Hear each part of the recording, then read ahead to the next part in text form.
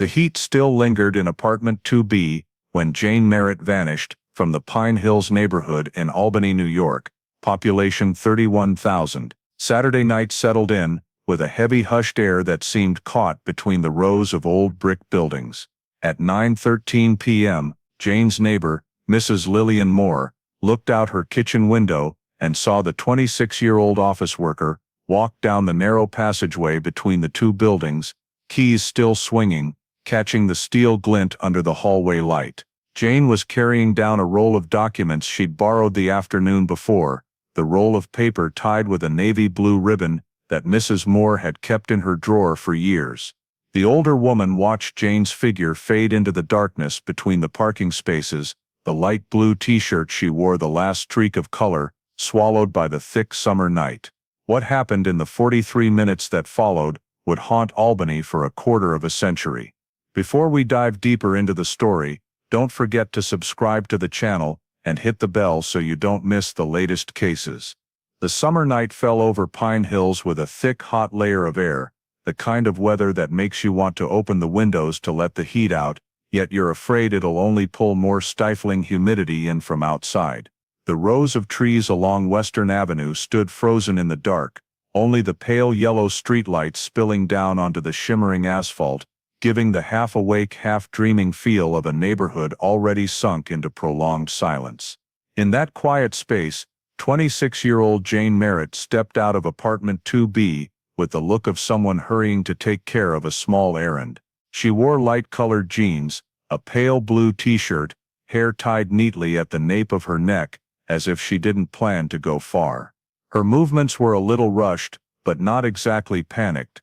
It felt more like the sensation of someone interrupted in the middle of something and stepping out just to finish what was left hanging. A neighbor coming down from the third floor remembered seeing Jane paused on the landing, hand resting on the cold metal railing, as though she were thinking about something. She gave a polite social smile, courteous enough not to draw attention, but her eyes looked more into the empty space than at the person in front of her. In the parking lot behind the building, a resident returning home after a late shift saw Jane's figure pass through the flickering light area, her steps uneven, as if she was about to head somewhere and then changed her mind. That person said Jane stopped for a few seconds, reached up to adjust her hair, then turned back toward the hallway.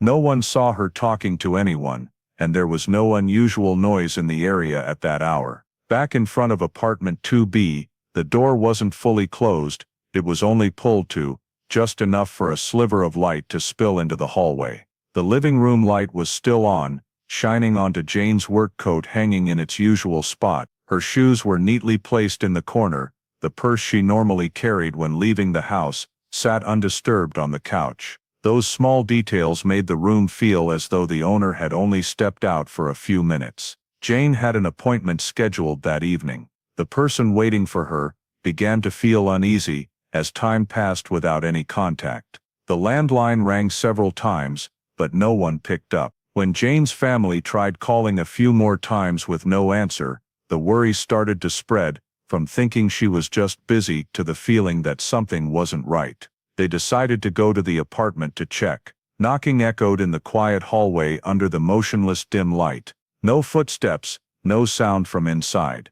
The slightly ajar door stayed exactly as it was, giving the sense of a moment frozen halfway. They called Jane's name many times, pressed their ears to the crack of the door, straining to hear any sound from behind the wall. The absolute silence made the air in the hallway feel even thicker, as though every second was being compressed. When every attempt to reach her failed, and there was no sign that Jane was inside or safe somewhere else, the family picked up the phone, dialed 911, and reported that Jane Merritt was missing.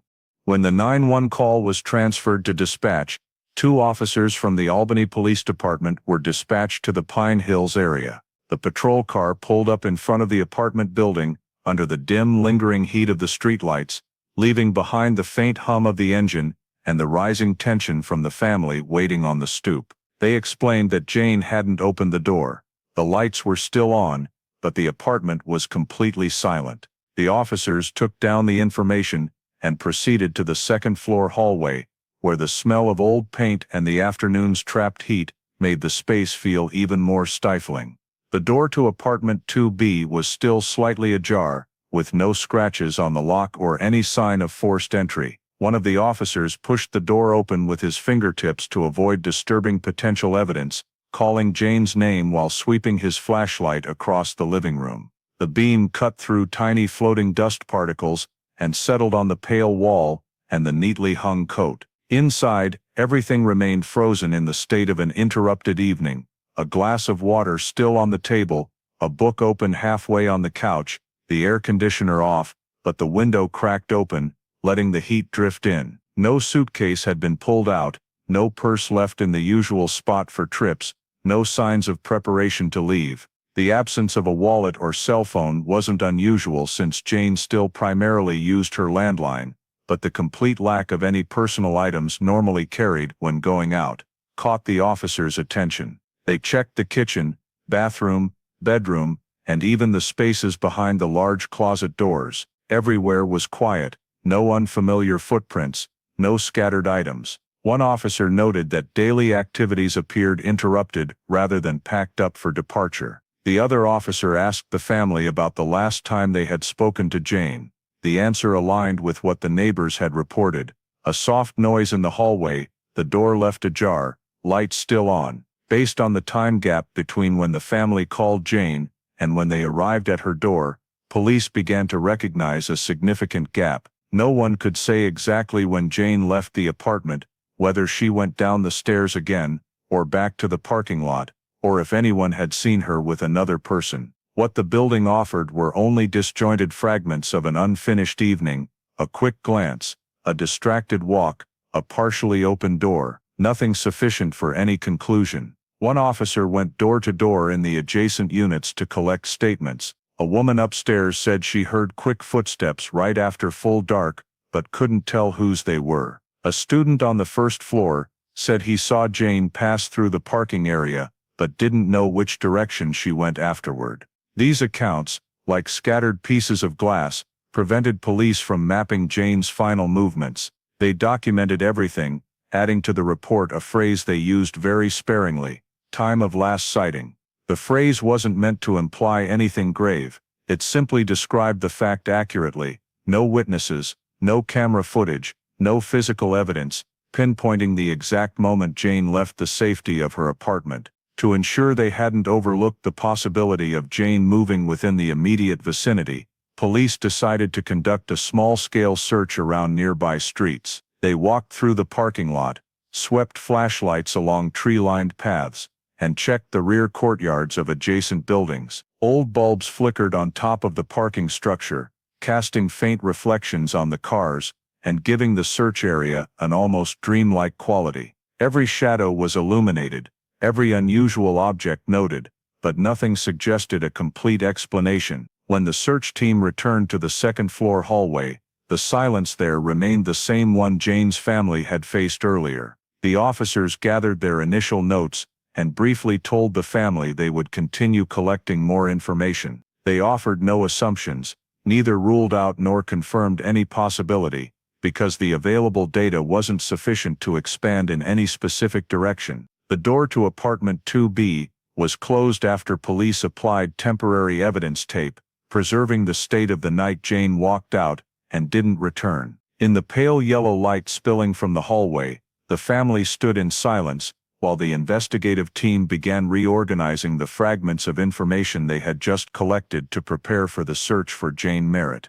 The search team was mobilized that night, consisting of a few officers, 2 support staff, and several volunteers from the Pine Hills neighborhood, ready to help as soon as they heard Jane was missing.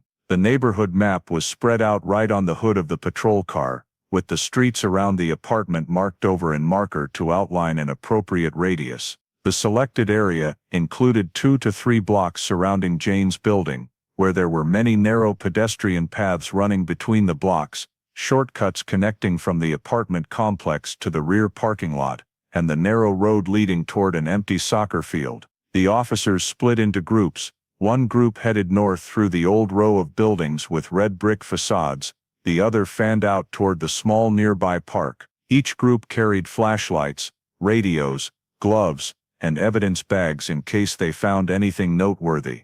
The first area checked was the parking lot behind the building that Jane usually passed through. The cars sat silent under the flickering lights, the pavement streaked with old oil spots that forced a few officers to shine their lights carefully to avoid mistaking traces. They scanned every gap between the vehicles, swept lights under the undercarriages, and inspected the ground for anything unusual that might have been dropped. The silence of the night made every footstep ring out clearly, like a reminder of the tense atmosphere blanketing the entire area. No one found any sign belonging to Jane. No purse, no clothing, no scrap of paper or personal item that could indicate which way she had gone. After finishing the parking lot, the search team moved on to the pedestrian paths that residents in the area used every day. The concrete path behind buildings number 14 and 16 was examined closely because it was the shortest route out to the main street.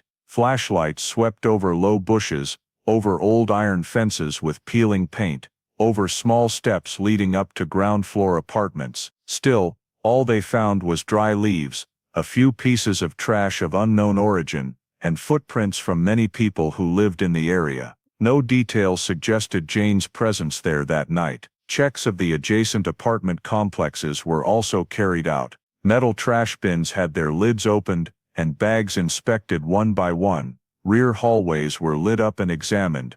Old metal fire escapes were checked on both the front and back sides for drag marks, or anything left behind. One officer found a small scratch on the handrail of the fire escape, but it was unclear when it happened, and couldn't be linked to anything related to Jane. The search also included the narrow passages between building walls and fences, places where passers-by might drop personal items. Every nook and cranny within the 2 to 3 block radius was swept according to missing person search protocol. During the search, police took the opportunity to quickly interview anyone they encountered outside the apartment complex, to gather more information about the last time Jane was seen. A man walking his dog said he had seen a woman who looked like Jane pass through the parking lot area around the time it was just getting dark, but he wasn't sure if it was really her. A teenager who lived in the building across the way said he heard a woman speaking softly in the hallway,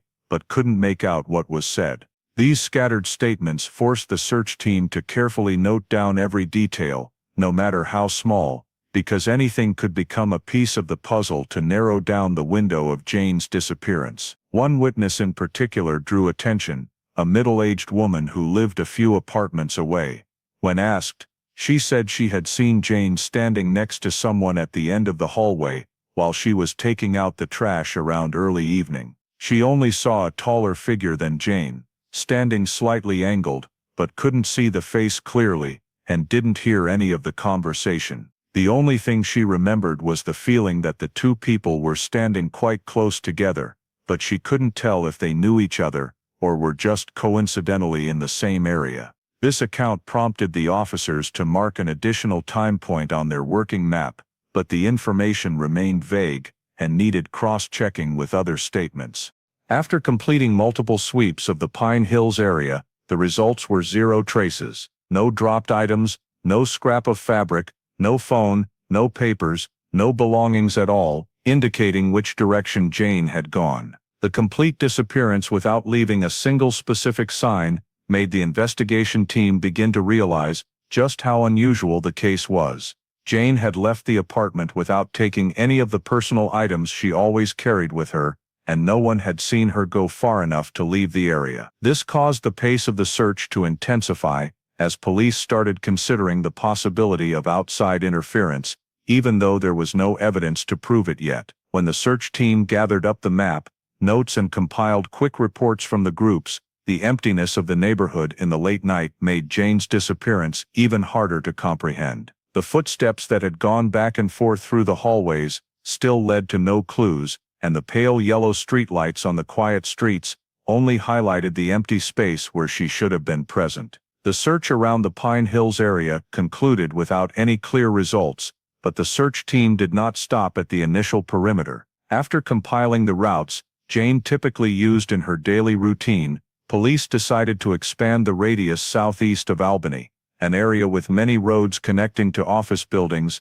larger parking lots, and a long green corridor stretching toward Albany Med. This decision stemmed from the assessment that if Jane had left the apartment complex in a less traveled direction, or if someone had taken her, expanding along the natural pathways used by residents in the area would be more likely to uncover additional traces. In the area about 4 blocks from the apartment, a search group discovered a small object lying near the base of a low tree right beside the curb. Flashlight beams swept across the thin grass surface and revealed something slightly shiny reflecting the light. When picked up, they saw it was the small keychain Jane usually carried in her purse. The family immediately confirmed it was hers, not a common decorative item, and she had kept it with her for many years. The search team marked the discovery location, cordoned off the surrounding area, and noted the condition of the item: no scratches, no dirt, no bending or warping, and no signs of it having been yanked or dropped during a struggle. This caught police attention because if Jane had dropped it while leaving in a hurry, the item might have fallen closer to the apartment or shown signs of impact. Its appearance in this location indicated that her actual direction of travel did not match the earlier witness statements. The discrepancy between the initial accounts and the keychain's location caused the investigative team to focus more intently on the hypothesis that Jane had moved in this direction, or had been led in this direction. The search map was spread out again, and police used a ruler on the diagram to determine a reasonable travel distance within the time frame when Jane lost contact. The fact that the keychain's position sat in an area with many intersecting roads meant reconstructing her journey would be more complicated, but it also provided the first specific enough clue to rule out treating the case as one of voluntary departure. The mapping group identified the Albany Med area as the direction needing expansion because the routes leading to the discovery site all passed through that vicinity. It was an area with numerous parking lots,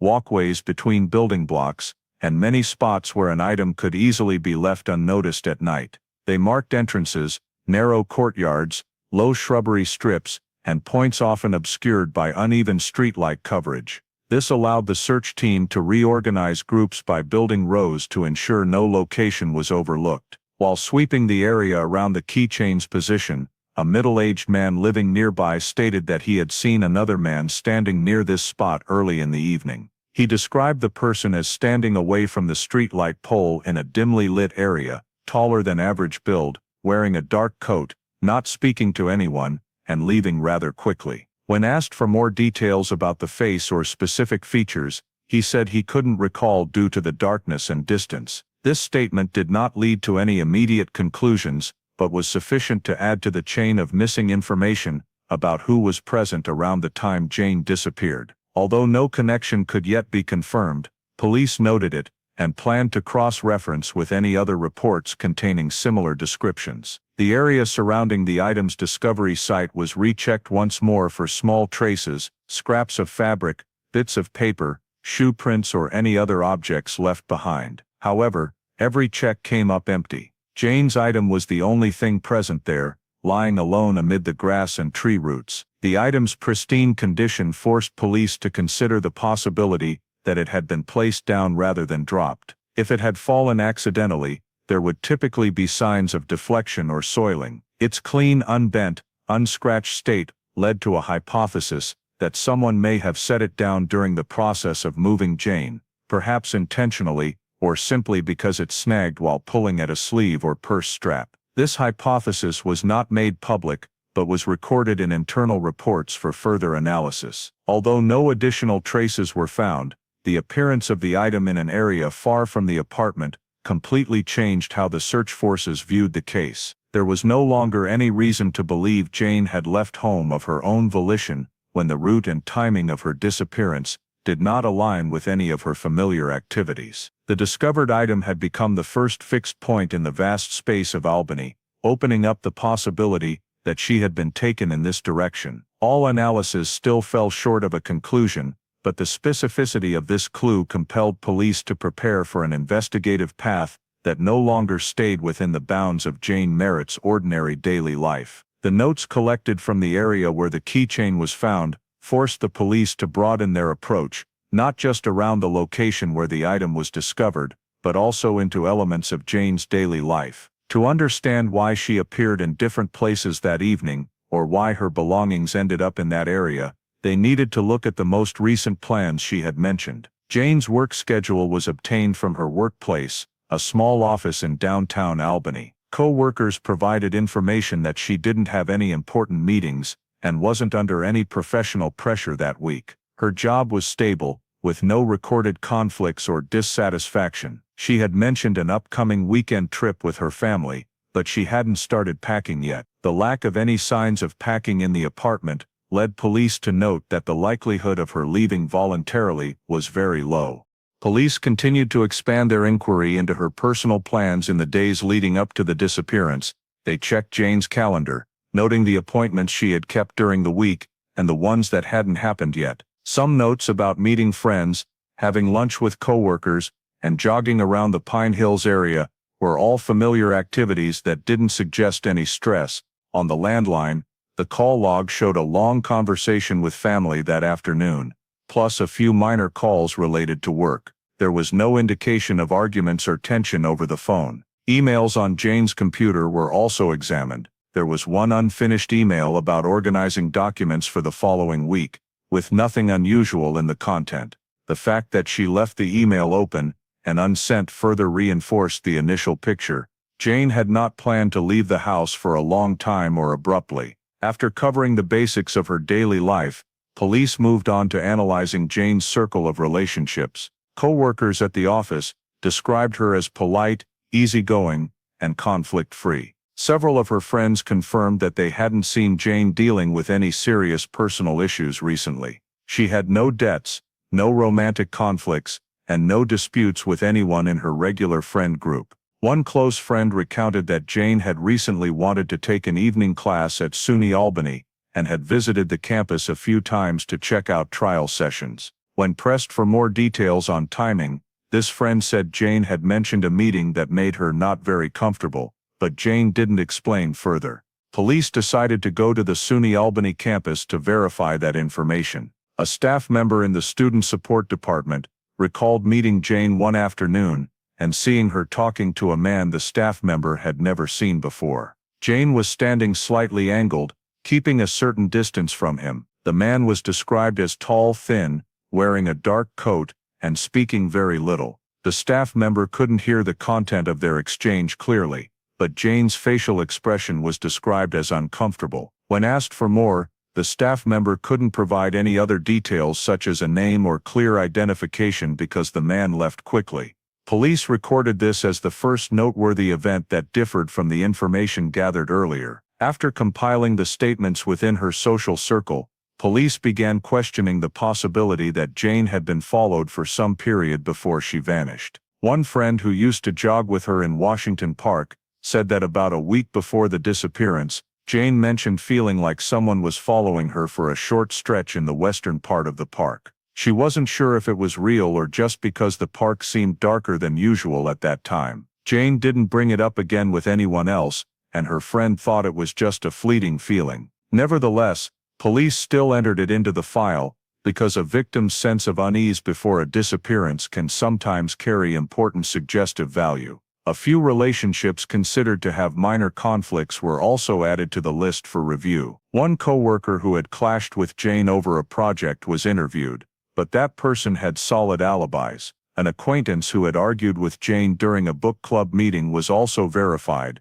but the conflict was only an exchange of opinions with no signs of it lingering or turning personal. These minor disputes were ruled out from the main focus of the investigation because they didn't match the severity of the disappearance. Police were careful to avoid letting the case get distracted by pieces of everyday life information that carried no real weight. Compiling Jane's personal information painted a consistent picture. Her life was stable, with no reason to disappear. Her daily activities occurred regularly, her work and appointment schedules were uninterrupted, and her relationships were all normal. The only standout events in the statements were the encounter with the unknown man on the SUNY Albany campus and the feeling of being followed that she had shared with a friend. These two details became points of concern because they stood out against the otherwise calm pieces of information surrounding Jane Merritt's life. Police continued to record them in the file to prepare for appropriate next steps in the search. The information gathered during the investigation into Jane's life began to form a list of individuals who could have had access to her in the time close to the day she disappeared. Among them, 3 men stood out due to their direct or indirect level of contact with Jane in the most recent weeks. They were not known criminals, but they had interacted with her in ways that required police scrutiny. This list was not conclusive. It was only a starting point for cross-referencing each person's behavior with the established timelines. The first person was a former coworker who had had a minor argument with Jane a few months earlier. Coworkers described it as merely a disagreement over work methods that never escalated into personal conflict. Nevertheless, this individual had been seen around the Pine Hills area on days when Jane was attending trial classes at SUNY Albany. When asked for a reason, he said he was visiting a friend nearby. Police requested more details, and he was cooperative, providing the friend's name, address, and the times he arrived and left. This information was verified with a reasonable degree of accuracy, but his presence near Jane's home still needed to be noted, because the location and timing overlapped with days when Jane had felt someone following her. The interview took place in a normal atmosphere. He answered clearly, and did not appear evasive, but police did not remove him from the list because other factors still required verification. The second man was a recent acquaintance Jane had connected with through an online study group, someone she had met in person twice at a coffee shop near campus. Jane's friend said she had mentioned that he talked more than usual and asked somewhat personal questions, but there were no threatening actions. During the interview, this person stated he had never been to the Pine Hills area and had not seen Jane on the day she disappeared. However, one point in his statement caught police attention. He said he had been at home watching football that evening, but when asked for specific times and confirmation from anyone else, he could not recall clearly and had no one with him that night. The gap in his alibi, where he could provide no proof, created a small hole, not enough to charge him, but impossible to dismiss lightly. He also appeared slightly tense when questioned about his most recent meeting with Jane. That tension was not unusual in an interview, but police noted it to assess how well his statements aligned with other details in the case. The third man was the case that prompted police to ask many more questions. A resident living near the apartment complex reported seeing this person lingering around the building in the week before Jane went missing. The man would often stand on the sidewalk at the back, an area only familiar residents tended to use. When interviewed, he said he was visiting a friend who lived in the building across the way, but could not remember the apartment number. He described the friend only as a basketball buddy, and could not provide a full name. What drew more police attention was his demeanor during questions related to Jane. When asked if he had ever seen her, he answered very quickly, saying he did not know her at all, and was just passing through the area. Yet the resident who provided the statement insisted they had seen him looking up toward the hallway of Jane's building, as if observing something. There was no evidence he posed a danger, but the circumstances of his presence in the area were sufficient for police to evaluate his potential level of threat. When cross-referencing the statements of all 3 men, the most obvious thing was that none had provided an explanation that fully matched every piece of available data. Each had unclear points, yet none displayed behavior or left traces strong enough to establish criminality. Their statements were only indirect, relying on memory and personal explanations, with no accompanying physical evidence. Still, these 3 men remained links that required rigorous checking, because Jane's disappearance did not stem from any personal reason on her part. Police created a tracking chart with factors including the times they appeared near the Pine Hills area, their level of access to Jane before she went missing, and any actions deemed unusual in their statements. This helped the investigative team maintain a systematic view of each case. No one was considered the perpetrator, but none of the 3 was ruled out. Each was placed on a temporary watch list, which included moderate daily activity checks, monitoring of workplaces, and discreet observations to see if they exhibited any unusual behavior while the case was under investigation. This approach was not aimed at reaching conclusions, but at ensuring that any small clue related to their actions would be fully documented. The three names on the list did not establish their guilt, but their presence in the circumstances of Jane's disappearance raised questions that could not yet be answered. While no evidence directly implicated anyone, maintaining surveillance was a necessary step to keep the investigation from straying away from the elements most clearly connected to Jane Merritt's life. When the three men on the initial suspect list had been interviewed and all the information about Jane's life had been compiled, the investigation team began cross-referencing the entire dataset to reconstruct the possible sequence of movements on the evening she disappeared. However, every attempt at reconstruction ran into one major problem. The area around Jane's building had no traffic cameras or security cameras whatsoever. The small streets in the Pine Hills neighborhood were mostly lined with old private homes that didn't have any surveillance equipment in the hallways or parking lots. The complete absence of visual footage left police almost entirely unable to pinpoint when Jane passed through any location after stepping out of the apartment. There was no record of movement, no shadowy figure, no license plate appearing within any monitored range. The lack of cameras left one of the most important investigative tools blank from the very beginning. When checking communication sources, the investigation team also found no supporting evidence. Her landline was the primary means of contact, and no device recorded any movement when she left the apartment. There was no location signal, no connection log, no way to determine which cell tower she might have passed. This made one of the most common lines of analysis, tracking communication traces, completely useless. All data retrieved from the phone stopped at the last call of the day, offering nothing about her movements or condition afterward. Inside the apartment, officers continued to double-check every detail to make sure no unusual sign was overlooked. The door showed no signs of forced entry, the lock had no scratches, items in the living room and kitchen were all in their familiar places. Nothing was overturned, there were no unfamiliar fingerprints, no drag marks or scratches. What they saw was simply an apartment paused midway through an ordinary evening. Every indication suggested Jane had left the apartment normally, without being coerced right there, and because there was no evidence to the contrary, police had to maintain that assessment. However, her calm departure clashed with the fact that she never returned and didn't take any personal items with her. The next question the investigation team had to face was how Jane had left the apartment. Her own car was still in the parking lot. If she walked, someone should have seen her, but there was no definitive witness statement. If she got into another vehicle, no camera captured it, and no witness described a license plate or vehicle details. All three possible modes of movement, walking, using her own car or being driven by someone, lacked any clear support. There were no distinctive footprints in the area, no suspicious tire marks, and no dropped items sufficient to confirm which direction she went.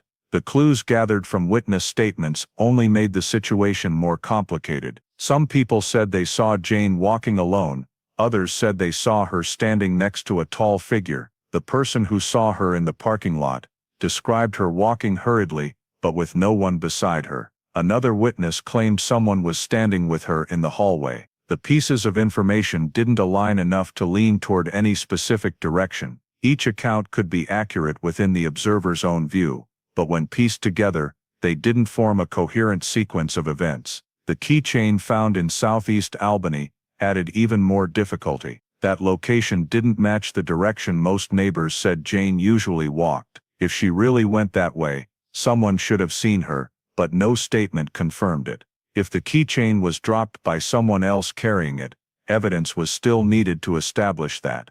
Both possibilities existed, but neither had enough data to strengthen it. This forced the investigation team to consider the accuracy of each witness's memory, especially since the events happened at night, and the area lighting was uneven. Reviewing the three men on the suspect list yielded no clear answers. Each had periods of time they couldn't absolutely prove, but there was no detail linking any of them to the location where the keychain was found, or to the hallway where Jane was last seen. The gap between the time she was last seen and the time her family couldn't reach her was too wide, allowing for many possibilities without evidence to narrow them down. One possibility raised internally by the investigation team was that Jane might not have left the apartment alone. The lack of signs of struggle inside didn't rule out her stepping out the door at someone's suggestion, or going with an acquaintance without realizing she was in danger. This was only a temporary inference, because all physical evidence was absent. But with the facts at hand, the possibility of coercion or outside intervention couldn't be dismissed. Yet to consider a scenario in which she was taken against her will, the investigation team still needed more specific evidence, physical traces, direct witnesses, or the appearance of an unfamiliar vehicle. None of those elements had been documented. The absence of evidence didn't confirm anything, but it also didn't support any hypothesis. The entire review process therefore fell into a state without solid footing. Data was scarce, statements contradicted each other, the scene was clean, no cameras, no phone signals, every small clue led to a dead end, with no sign of continuation.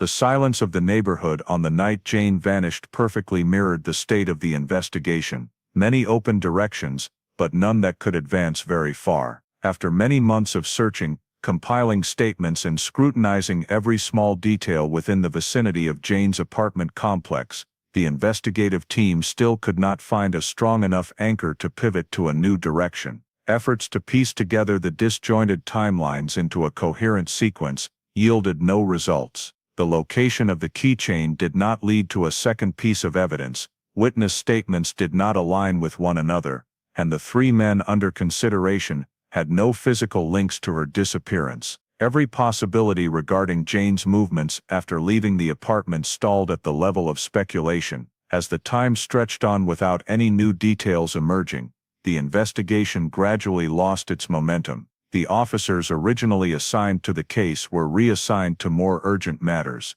while Jane's file remained open but saw fewer updates. The arrival of new cases in the city reduced the resources allocated to this one, and progress review meetings became increasingly infrequent. When the 6-month mark passed, Jane's file was flagged for transfer to the cold case unit. No one made this decision lightly, but the lack of evidence compelled law enforcement to suspend active operations temporarily. All physical evidence was collected and resealed according to protocol.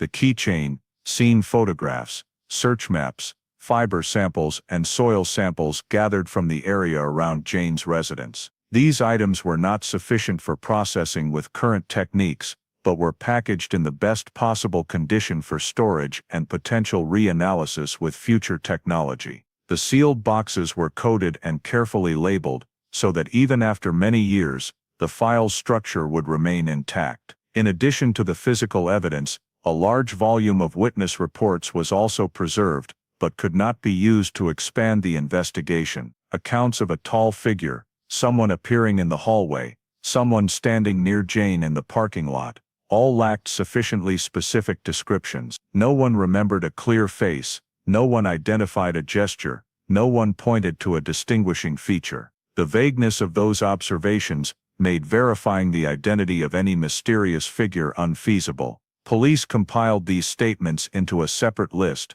marking reliability levels from low to medium, but none crossed the threshold to serve as grounds for new investigative action. Among that chain of fragmented information, the strange man once mentioned by a staff member at SUNY Albany remained a noteworthy point. However, there was no identifying description, no camera footage capturing his image, and no one knew his name or whereabouts. He existed only in the memory of one staff member who had glimpsed him briefly on campus. Verification of his identity was therefore effectively closed almost as soon as it was raised. Police had no basis to narrow a search area, no records to check against, and no specific traits to pursue. The strange man became one of those details that could not be advanced, like a puzzle piece that fit nowhere in the larger picture. Over time, Jane's case was overshadowed by the urgent pace of newer files. Although it remained in the system, it gradually receded into the background as no new events or supplemental reports surfaced. Brief meetings focused only on confirming that no fresh data existed to return the case to active investigation status. A missing persons case without signs of struggle, without cameras, without traces, without phone information, without additional evidence, all of it made progress far more difficult than cases with documentation and direct witnesses. The cold case unit accepted the file under its own evaluation criteria. Upon opening the sealed boxes and reviewing each scene photograph, they noted in the report that this was a case of missing with criminal elements, based on the unusual state of the scene, the unannounced disappearance, and the incompatibility with voluntary departure behavior. Nevertheless, the specialized team also clearly stated that the data was too sparse to generate momentum for any in-depth investigative process. Notations such as no dynamic evidence, no linked footprints, no cameras, no direct witnesses, no determined travel path were highlighted in bold within the report. Officers in the cold case unit, accustomed to working long-term files, understood that some cases could only wait for a technological advancement or a random event to emerge. In Jane's case, every original piece of information had been reviewed to the point where no further conventional steps remained. The officers wrote pending on the final page of the summary, closed the file box, and placed it on the dedicated shelf reserved for unresolved missing persons cases. In that state, the case existed as a complete record of procedures performed, but lacking any data to illuminate the most critical questions: how Jane left the apartment, who was the last person to see her, and what happened along the path leading to the location where her only recovered item was found. Those gaps kept the file in a state of stasis, waiting for a sufficiently compelling reason to be reopened. Many years after Jane's file was transferred to long-term storage, an incident occurred in Schenectady that caught the attention of regional police. A woman living near the Union Street area reported that she was followed by an unknown man while walking home in the evening. She recounted that when she left the convenience store, she had the feeling someone was behind her but keeping a long distance. At first, she didn't think much of it, since people occasionally shared the same route in that area. However, when she turned onto a quieter street, the figure continued following, not too close but always matching her pace. She tried slowing down to see if the person would pass her, but the figure slowed as well,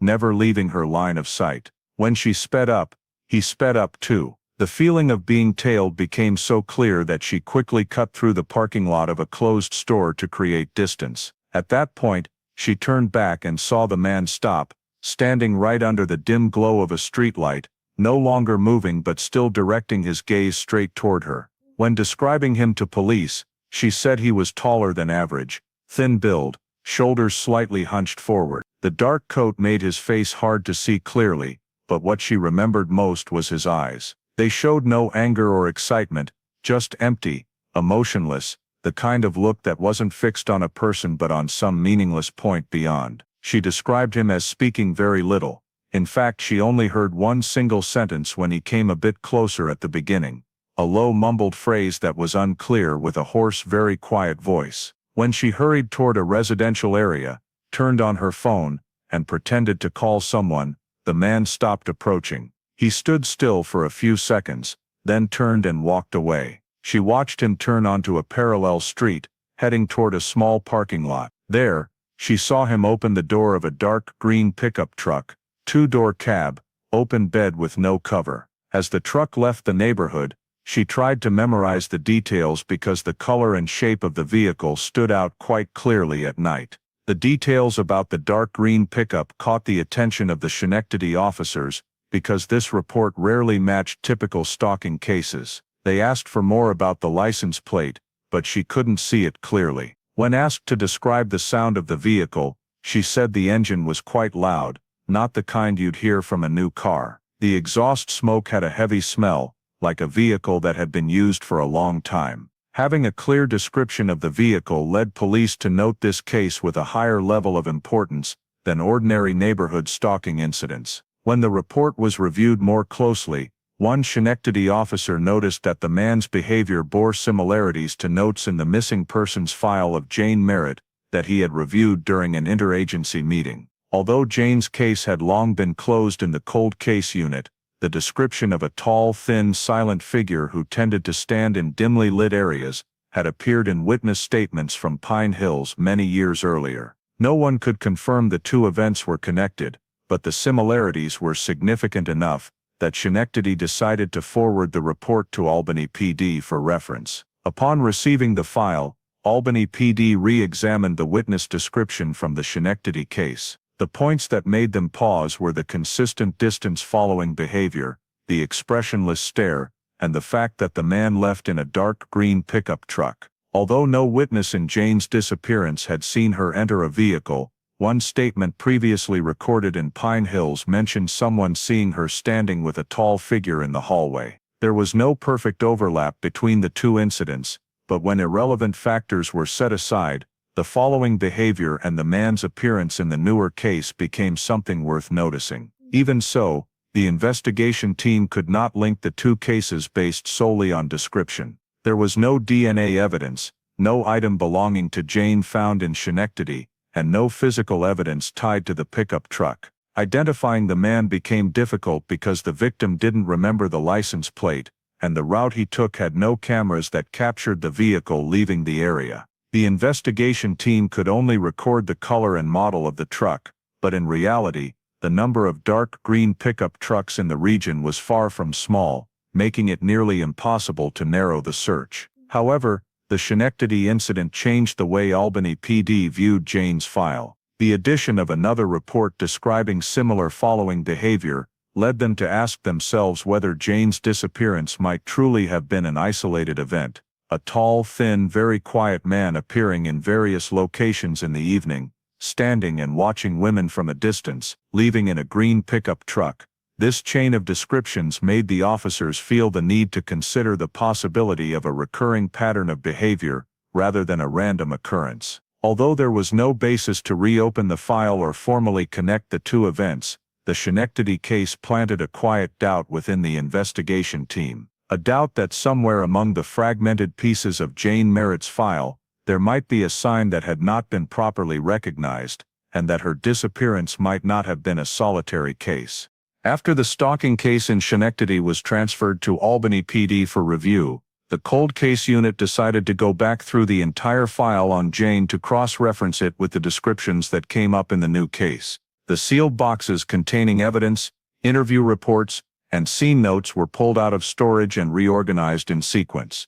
The old case files, yellowed papers, and faded printouts were spread out across the big table in the squad room. The review was done meticulously because the investigative team wanted to see if there was any connection to the green pickup truck that the Schenectady victim had mentioned. When one officer flipped through a thick stack of documents containing witness reports, he noticed a misplaced note. It was stuck between two unrelated file folders and wasn't flagged in the case index. This was the kind of old computer printout paper, with even typewriter font, short but clear content. The report stated that a resident living near Pine Hills had seen Jane standing next to a green pickup truck on the evening she disappeared. The person said that while walking from the parking lot to the narrow walkway between two buildings, he saw Jane standing near the front of the truck, with a man standing on the other side, his hand resting on the truck door. He only saw their silhouettes. He couldn't make out faces clearly because the area was pretty dark.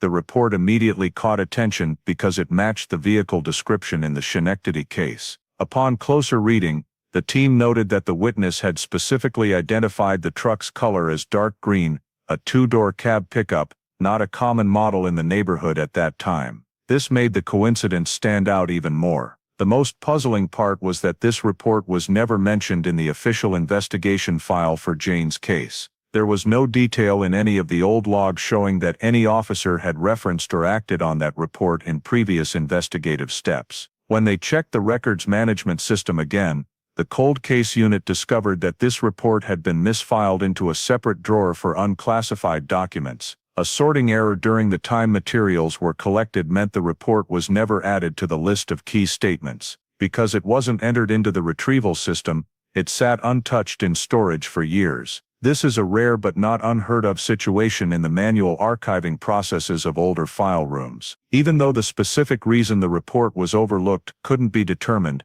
the investigative team still recognized its value. The description Jane standing next to a green pickup truck became the first clear overlapping detail with something that had appeared in the Schenectady case. In both instances, the descriptions mentioned a tall, thin, quiet man who was connected to a green pickup truck. This led the team to consider the possibility that the pickup truck Jane was seen talking near might belong to the man who stalked the victim in Schenectady. Albany PD decided to flag the two cases with an internal reference code, so that if needed, they could easily trace back the similarities in behavior and descriptive elements. The connection between the two events didn't come from speculation, it came from the appearance of one rare detail, the green pickup truck that two different witnesses, at two different times, both mentioned. This created particular attention in the summary report. Right after marking the link between the two incidents, the investigative team began considering the documents needed to track down owners of green pickup trucks in the Albany and Schenectady areas. They compiled a list of vehicle types with matching colors and body styles, gathering registration data from multiple years around the time Jane went missing, including vehicles that had changed ownership. The search wasn't limited to Pine Hills residents, but was expanded to the Schenectady area where the recent stalking had just occurred. The officers requested DMV registration records based on specific criteria: dark green pickup trucks, two-seater cab, small bed in the back. The list of owners quickly grew quite long because this was a common model in many suburban areas. Still, narrowing it down could proceed by cross-referencing with residency data, employment records, and people who had lived near Pine Hills around the time Jane disappeared. As soon as the initial list was created, the investigative team clearly felt a shift in the nature of the case. The emergence of the overlooked report didn't just add a new piece, it illuminated the possibility of a real connection between Jane's disappearance and the stalking in Schenectady. This opened up an entirely new approach, based on one specific detail rather than the scattered guesses from before. Most importantly, the green pickup truck was no longer a fleeting detail in a statement.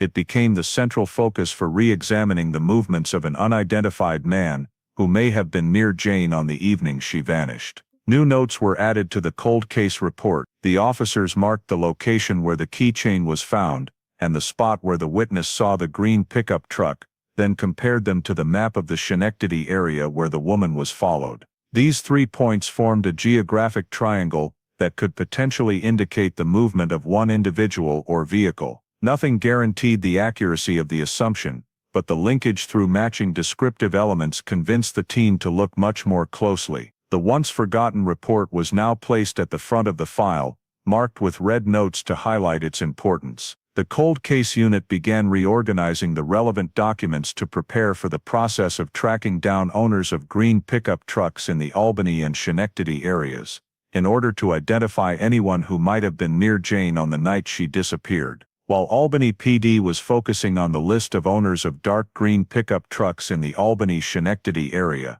an assault in the town of Cohoes drew their attention because of unexpected similarities to the two previous incidents. The victim was a woman walking home after an evening shift. She reported that she had heard footsteps behind her multiple times during the week, though it wasn't clear if it was the same person each time. On the night of the incident, she sensed someone approaching in a poorly lit stretch of road, but she didn't have time to react before being choked from behind and dragged into the dark space between two houses. The victim described the man as saying nothing during the attack.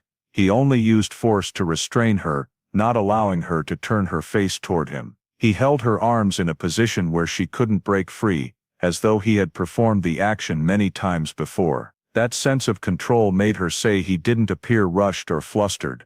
Every movement was very steady, very sure. What she remembered most was the absolute silence. He didn't growl, didn't curse, didn't show any emotion. He simply held her in a controlled position. This was the strange coincidence with the Schenectady woman's description of the blank, emotionless stare, and the way the man followed her without displaying any clear feeling. During the struggle, the victim tried to scratch whatever skin she could reach with her hand. She couldn't see any part of his body, but she felt her nails dig deeply into skin. This action was the reason police obtained the first DNA sample in the entire series of events involving the stalking and approaching of women in the Albany, Schenectady area. When forensics collected samples from under the victim's fingernails, they found traces of human skin mixed with a very small amount of the attacker's blood. This DNA sample did not match any data in the identification system. In addition, while collecting evidence from the victim's clothing, technicians discovered several dark-colored fibers clinging to the shirt she was wearing. The fibers did not belong to the victim's clothing and were not a common type found in everyday garments. When cross-referenced in the evidence database, the cold case unit noticed that the material characteristics of these fibers matched those of fibers previously collected from an item belonging to Jane. Those fiber fragments had initially not been considered important evidence because there was no suitable analysis method at the time, but the appearance of a similar fiber type on the Coho's victim's shirt prompted the investigation team to note the potential connection. As officers read the detailed report from Coho's, they paid attention to several behavioral elements: the attacker's complete silence, tight control, tall and thin build, lack of hesitation, and the occurrence in a low-light space. These traits aligned with the Schenectady report and the vague description from Pine Hills. Although there was no visual confirmation, the matching behavioral description led the investigation team to start questioning whether they were dealing with one individual appearing repeatedly, rather than different people. The cold case unit decided to link the DNA obtained from the Coho's case to Jane's file. This did not confirm a direct connection between the two events, but because of the similarities in behavior, build, and fiber type, the investigation team believed it was necessary to attach this DNA sample to the file for comparison in all future analyses. Jane's file was updated with a series of new notes, information about the Coho's assault, the victim's description, DNA status, fiber sample, and points of similarity with the Schenectady stalking incident. Behavioral analysts in the cold case unit began recording that the man's pattern of activity across all three incidents showed repetition appearing in low-light areas, following from a distance, approaching lone women, using no speech, preventing victims from clearly seeing his face, and withdrawing quickly. This was not the typical description of an impulsive or momentarily violent offender. The consistency and approach suggested the individual had a tendency to carefully observe the environment, choose advantageous positions, and intervene when the victim was off guard. When reviewing all the notes, the investigation team realized that the multiple overlapping points among the three incidents could not be dismissed as mere coincidence. Although there was no direct evidence to prove a clear link, the degree of behavioral similarity forced the analyst to acknowledge the possibility that one individual had been active in the Albany, Schenectady, and Coho's areas over many years. No one drew a firm conclusion, but internal files began to include highlighted connections among the three events, descriptions of build, behavior, approach method, fiber type, the presence of the dark green pickup truck, and the rapid withdrawal after victim resistance. All these elements created a reference framework that allowed officers to view the entire set of reports not as isolated incidents, but as small pieces reflecting the same pattern of behavior. The Coho's case became an important addition to the investigative database because for the first time in the series of events, there was actual DNA from the perpetrator. Although it could not immediately be linked to a specific suspect, that DNA was regarded as a core element to preserve. The accuracy of the sample, combined with the fiber type and behavioral description, formed the foundation for any future forensic steps. The updated notes in Jane's file showed that the investigation was gradually gaining depth, not just focusing on a single disappearance, but beginning to consider a broader context with recurring behavioral connections across the years. In 2024, the strong development of biological analysis technology opened up the possibility of reprocessing many pieces of evidence that had previously been considered too little to produce results. Among them, items once collected in Jane's disappearance case were brought back to the lab by the cold case unit for examination using the new generation touch DNA technique. The sample taken from the surface of Jane's keychain, when analyzed with the old technology, only produced a weak signal and did not create a complete profile. This time the technicians used a more sensitive extraction process, allowing them to recover DNA fragments that could not be separated before. When the data from the surface sample was amplified and noise filtered, a more complete DNA profile began to emerge. This was the first time Jane's file had a profile qualified to be entered into the genealogy analysis system, a system capable of identifying distant relative groups through matching segments in the genome. This drew particular attention in the cold case unit because the DNA sample from the Coho's case had never produced any matches when compared against traditional criminal databases. When the DNA profile was uploaded into the genealogy system, the algorithm analyzed thousands of matching genetic segments between the collected sample and the DNA records of people who had voluntarily submitted to research platforms. The results appeared as a chain of individuals with distant genetic connections, spanning multiple family branches, but concentrating most strongly within the group, residing in Saratoga Springs. The appearance of these matching indicators in this small community caused the cold case unit to start considering the possibility that the DNA sample belonged to a man in that family branch. Narrowing down the family branch connected to the DNA was a critical step, because from hundreds of individuals with genetic links, the algorithm gradually eliminated those who lived out of state, women, people too young or too old at the time of the year 2000. After cross-referencing residency information, occupation and civil records, the list was narrowed to 11 men who could potentially fit the biological profile. This list included individuals who had once lived or worked around Albany, Schenectady, or nearby areas, places that had appeared in events related to Jane and the stalking incident in Schenectady.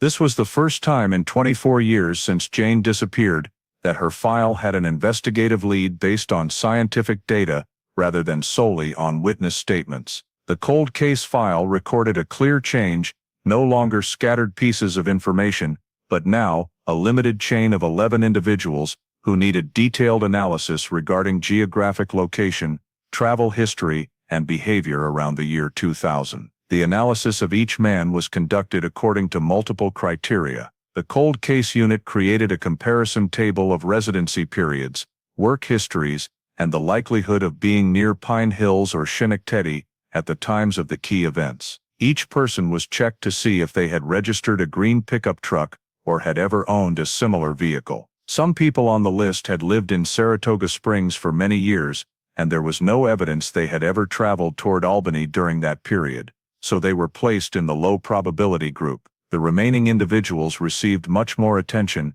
because they had been present near Albany during the time frame overlapping with Jane's disappearance. Driver's license registration records, employment information, old addresses, and civil records were cross-checked to see if their travel routes intersected with the Pine Hills or Cohoes areas. Although there was no confirming evidence yet, narrowing the suspect pool down to 11 men already brought a significant shift in how the case was viewed. A case once limited by a lack of data now had a strong enough scientific anchor to screen and narrow the scope of the investigation. During the analysis of the genetic connections, the technicians also created genetic charts to view the degree of genetic closeness between the individuals on the list and the collected DNA sample. The higher the degree of similarity, the clearer the likelihood they belonged to the same family branch. This chart helped the cold case unit see the internal relationships within the group, from cousins to uncles and more distant connections. Understanding the family structure allowed for more logical narrowing of the list,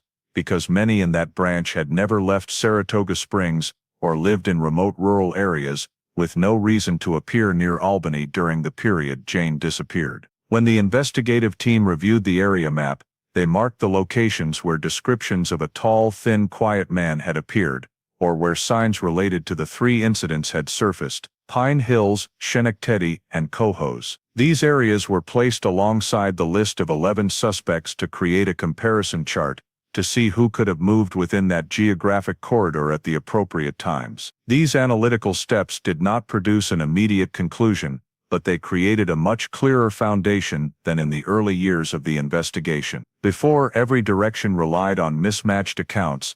Now the file had an objective, biology-based starting point. The officers noted that this was a critical phase because for the first time, the investigation had a specific enough lead to examine each individual in a small suspect pool, rather than having to rely on hundreds of people who might have been in the area. Although there was no need yet to summon any of the men on the list, the ability to break down each file by location and behavior in the year 2000 had pulled the Jane Merritt case out of the static state it had been in for many years. The internal log of the cold case unit recorded this progress as a change in approach, paving the way for deeper analysis of each individual in the Saratoga Springs family branch. The list of 11 men suggested by the genealogy system was moved into the in-depth analysis phase. The cold case unit divided the data table into several columns: year of birth, previously recorded residences, occupation, likelihood of owning a dark green pickup truck,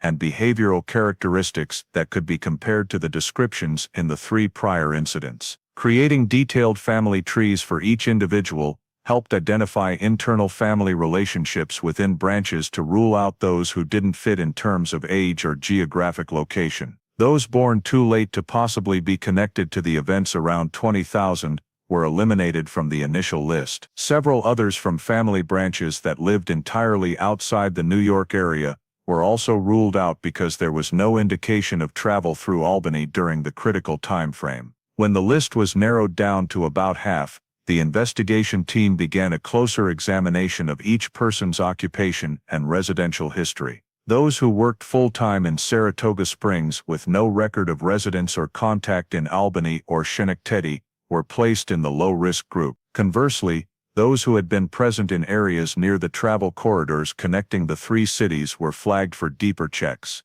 DMV records were cross-referenced to see who among them had owned or had access to a dark green pickup truck matching the description. Many had no corresponding vehicle, but several had registered pickup trucks during the early 2000s. During the cross-checking of data, one name began to stand out: Daniel Kerrigan. When Kerrigan's residential history was overlaid on the map, the investigation team noticed he had once lived just a few blocks from Jane's apartment building right around the time she disappeared. This address overlapped with the area where a witness had seen the shadow of a tall, thin man standing in the hallway, and also matched the vicinity where Jane commonly walked in the evenings. The fact that Kerrigan appeared in the initial genealogy list and had lived so close to Pine Hills caused his file to receive special attention. When checking his movement history, the investigation team noted that Kerrigan left Albany not long after Jane's disappearance. This quick departure was not proof of wrongdoing,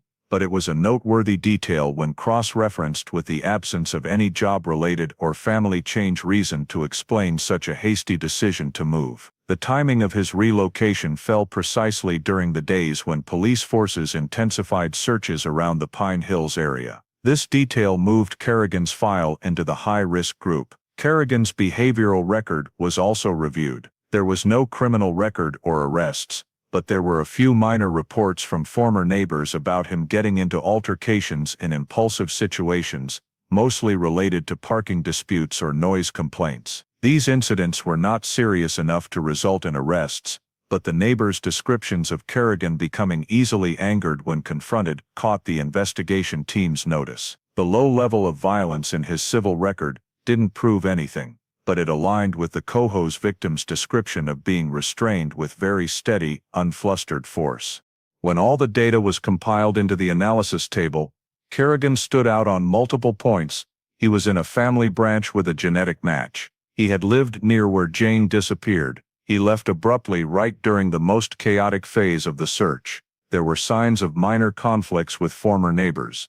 He was in the appropriate age range. He had the potential to own a dark green pickup truck according to DMV data from that period. These elements were not conclusive evidence, but they created a suspect profile that met enough criteria for the cold case unit to place Kerrigan in the group, requiring monitoring. The monitoring was not overt action but a careful series of data collection steps, checking his current residence, noting vehicle status, work schedule, social relationships, as well as any behavior that could connect to the descriptions in the cases related to Jane and other victims. The lead investigator added a note next to Kerrigan's name. High likelihood of relevance, requires deeper comparison of travel routes and behavior. From that point onward, the analysis map no longer spread evenly across the 11 men, but began to show a clear concentration on Kerrigan. Although the team still had to maintain a fair analysis process and not hastily rule out other suspects, they understood that Kerrigan's file contained far more indicators warranting follow-up than anyone else on the narrowed genealogy list. The process of building family trees, cross-referencing residences, and analyzing behavior had brought the investigation to a new focal point. Kerrigan became the most heavily highlighted name on the list, not because of one specific piece of evidence, but because of the fit across multiple dimensions. The investigators concluded in their report that observation of this man needed to be expanded to determine whether additional data would be sufficient to confirm the degree of connection between him and the chain of events that began on the evening Jane Merritt left her apartment and never returned. After the genealogical analysis and behavioral data showed that Daniel Kerrigan stood out the most among the 11 men, the cold case unit began implementing a covert surveillance plan. The goal was to observe his daily behavior without drawing attention, while noting any signs that could relate to the descriptions in the incidents that occurred in Pine Hills, Schenectady, and Cohoes. A surveillance team was assigned on rotating shifts to ensure Kerrigan remained under observation throughout the day. The initial notes showed that Kerrigan had a habit of walking in the evenings around the neighborhood where he currently lived. This area had many women living alone, working shifts, or coming home late. During the surveillance, the officers noted that Kerrigan often stopped at spots with deep shadows, watching people pass by but not approaching them directly. He stood at a distance, only for a few seconds, then continued walking when someone looked back. These behaviors were not illegal, but were enough for the cold case unit to mark a high level of alert. The report clearly stated that Kerrigan appeared to have a tendency to show up in sensitive areas where stalking behavior would be hard to detect. In the following days, the surveillance team noticed that Kerrigan rarely looked at the security cameras on buildings. If a walkway had a camera, he would usually switch to another path or cover his face by looking down, wearing a hat, or walking faster. One officer noted that Kerrigan seemed to have clear awareness of the locations of public cameras. This level of avoidance was not criminal behavior, but it fit the profile of someone highly conscious about not leaving visual traces. This reinforced the surveillance team's assessment that Kerrigan did not move in the normal patterns of a typical resident in the area. During deeper surveillance, the cold case unit searched again through Kerrigan's old purchase records, based on civil data, receipts, and information from hardware stores. One record from many years earlier showed that he had once purchased dark-colored nylon rope and industrial duct tape at a hardware store. When compared to evidence collected from events related to Jane, the technicians confirmed that the type of rope on the receipt matched the type of rope once found near her belongings. This was not conclusive evidence, since these materials are common, but the fact that one person on the suspect list had purchased matching materials was still data worth recording. Alongside checking the materials, the cold case unit began reconstructing possible routes Kerrigan might have taken around the time Jane disappeared. They pulled old residency maps, cross-referenced them with his current residence, and analyzed his travel habits based on notes from people who had once lived near him in Albany. Some former neighbors said that Kerrigan often walked after 9 p.m., choosing routes with little traffic and few people around. When these routes were overlaid on the map, showing where Jane's keychain was found, and where a witness saw her standing near the green pickup truck, the investigators began to see significant overlap. These routes intersected with the Pine Hills area, and extended toward the boundary leading to Schenectady. To strengthen the data, the cold case unit needed a DNA sample from Kerrigan to compare with the sample obtained from the Cohoes victim's fingernails and from Jane's belongings. Since there was no direct court order for DNA collection yet, the surveillance team used passive methods. They watched to see if Kerrigan discarded anything in a public space. One evening, an officer in the surveillance group noted that Kerrigan drank from a plastic water bottle and then threw it into a parked trash can without keeping it. Right after he left the area, the officer retrieved the bottle using sterile tools, sealed it according to protocol, and sent it to the lab. At the laboratory, technicians extracted DNA samples from the rim of the bottle and the plastic cap. The initial analysis results showed a DNA profile that matched the sample taken from the Cohoes victim's fingernails. When further compared to the remaining DNA sample on Jane's belongings, the match was complete. This caused the entire investigative unit to note it with a highlighted line. Two DNA profiles identical. The match did not provide a conclusion about culpable behavior, but it placed Kerrigan in the position of the highest suspect in the entire file. The connection among the three DNA samples, one from Cohoes, one from Jane's belongings, and one from the plastic bottle Kerrigan discarded, indicated the likelihood that Kerrigan had been present in all three different locations. These data were entered into the report with high priority status, so that investigators could continue verifying his travel history and possible connections to the events spanning many years. The surveillance team's observations of secretive behavior, camera avoidance, travel routes, material purchase history, and the matching DNA sample created a much clearer picture of Kerrigan's level of involvement. This meant his name was no longer just one of many suspects, but became the person who needed to be placed under intensive surveillance. The cold case unit moved Kerrigan into the primary focus group in the file.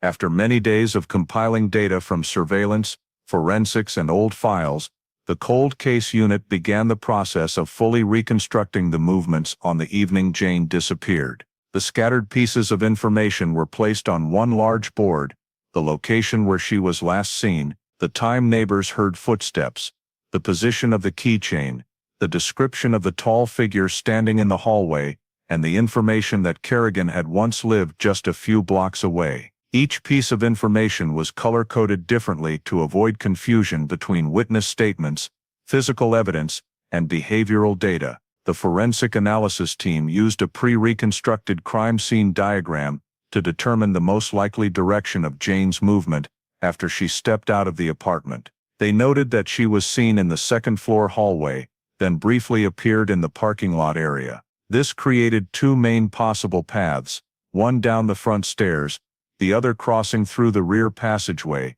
leading to the small road along the row of trees. Because witness statements about the timing were not consistent, the specialists incorporated both directions into the behavioral model. The behavioral model showed that Jane was more likely to have gone toward the southeast than any other direction, based on the location where the keychain was found. If the item was dropped while she was being restrained or led away, the journey most likely extended through the southern cluster of houses and intersected with the road leading toward Albany Med. The distance between these points aligned with the time frame when her family began to lose contact with her. While the model reconstructing Jane's movements was adjusted step by step, another group within the cold case unit worked on piecing together Kerrigan's timeline to see where the two paths might have intersected. Kerrigan's work records from that period showed he got off shift before 8 p.m. and there was no evidence he participated in any activities after work. Statements from former neighbors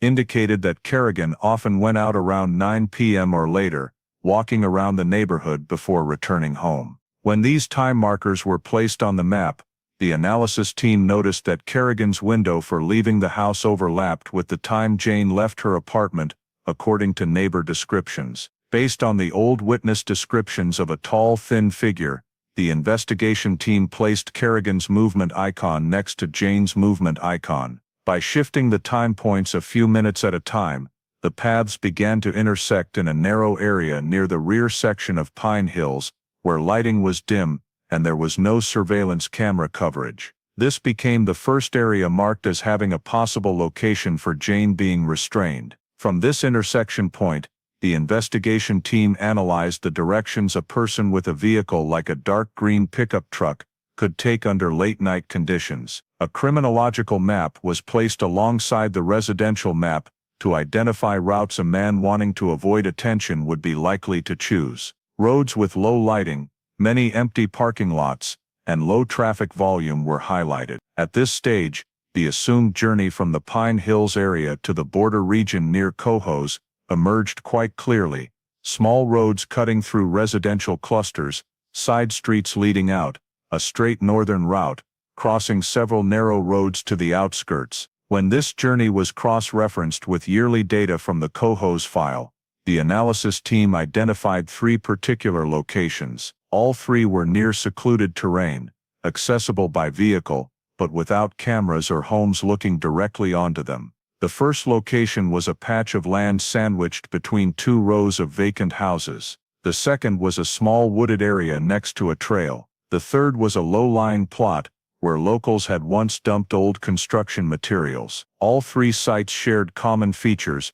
low foot traffic at night, soft soil that was easy to dig, and alignment with the travel path of a pickup truck following the reconstructed route. The criminological map was used to assess the reasonableness of each location. The model showed that an offender with secretive behavior who preferred moving in darkness and avoiding cameras, would typically select a stopping point with wide observation range, but few points of visibility from others. Among the 3 key points, the location in the small wooded area was marked most heavily, because it satisfied both factors: positioned along a path where a vehicle could stop for a few minutes without making much noise, and with enough tree cover to avoid easy detection. When Jane's journey was reconstructed from the point she left the apartment to the key area in Cohoes, and when Kerrigan's movement path was overlaid into the model, the investigation team completed the largest synthesis since the file was reopened.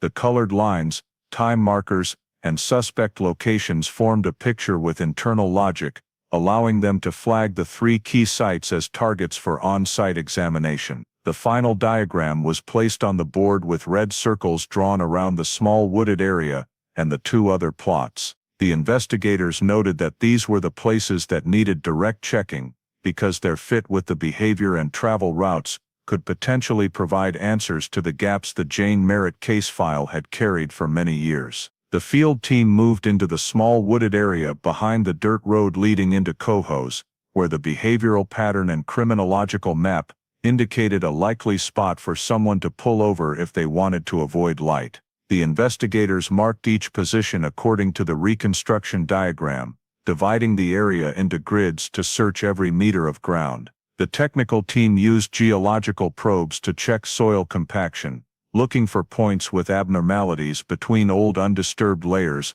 and disturbed ones. Some areas showed signs of softer than normal soil, prompting the team to prioritize digging at those spots first. When they dug down to less than half a meter in one of the marked grids, the field team discovered unnaturally compacted layers of soil. The separated clumps were darker and slightly damp, differing from the surrounding soil. One technician raised a hand to signal the rest of the group to pay attention, because the soil structure indicated prior interference. Just a few minutes later, fragments of rotted fabric emerged under the thin layer of dirt. The color and material of the fabric matched the description of the shirt Jane was wearing on the night she disappeared. As they continued digging, the group uncovered small bone fragments, and then the shallowly buried remains of a body. Though time had caused much decomposition, the position of the body and the arrangement of clothing showed the victim had been buried on her side, covered hastily. The area around the excavation site had numerous signs of rushed digging. The top layer of soil was uneven, small rocks were displaced, and some leaves and insects were mixed into lower layers in an unnatural way. This arrangement suggested the person who buried the body did not dig deep, possibly due to haste or lack of light. The on-site forensic team noted clear damage to the neck bones, consistent with strong strangulation. This injury mechanism matched the described behavior of the attacker in the Cohoes case, where the victim was controlled by an arm wrapped from behind. The specialist recorded in the log that Jane's neck trauma indicated the lethal act occurred on the night she disappeared. During the excavation, the technical team found a length of black nylon rope lying a few dozen centimeters from the body. The material and thickness matched the type Kerrigan had purchased at the hardware store many years earlier. The rope was not intact, some sections had rotted due to weather exposure, but it was still sufficient for the technicians to identify manufacturing characteristics. When the rope sample was placed on the preliminary analysis table, they confirmed it was the same type as the evidence recovered near the location where Jane's keychain was found. Not far from the nylon rope location, technicians discovered a small plastic bottle cap partially buried in the soil. The plastic characteristics matched the type of cap common during the period 1999 to 2001. Though not direct evidence, the bottle cap's position aligned exactly with the path from a likely vehicle pull-off point to the burial site, leading the field team to record it as an indicator that the person who buried the body had stood there, possibly to observe or pause for a few seconds before leaving the woods.